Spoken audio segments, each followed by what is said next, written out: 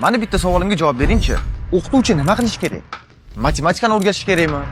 Yoki adabiyotdan dars berish kerakmi? Yo'q, adashdingiz. Bugungi kunda o'qituvchi odobni o'rgatadi, tarbiya beradi. Va afsuski kezi kelganda uriladigan meshokka ham aylanib turishga majbur. Ha, to'g'ri. Hamma o'qituvchilar ham zo'r emas. Yomonlari ham bor, befarqlari ham. Lekin bu narsa hamma o'qituvchilarni behurmat qilishga sabab bo'lishi kerak emas. 1900-yillarda o'qituvchilar generallardan-da ko'proq hurmat qilingan. Sabab? Chunki ular kelajakni tarbiyalagan.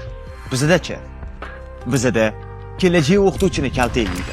O'qituvchi bolaga sal ovoz ko'tarsa, darrov ota-onasi yetib kelib, "San nima haqqing bor meni bolamga baqirishga? Oldin o'zingni bilgin" deb urishib ketishadi. Ey inson, siz maktabga bola yubordingizmi yoki farishtami? Bu insonlar darsdan 2 soat oldin tikka oyoqda metroda turib keladi. 4 ta bolam och qolmasin deb kechqurun repetitorlik qiladi. Va kun oxirida bola o'zini yomon tutgani uchun sal tanbeh bersa, sirazi ota-onasi kelib videoga olib internetga joylaydi.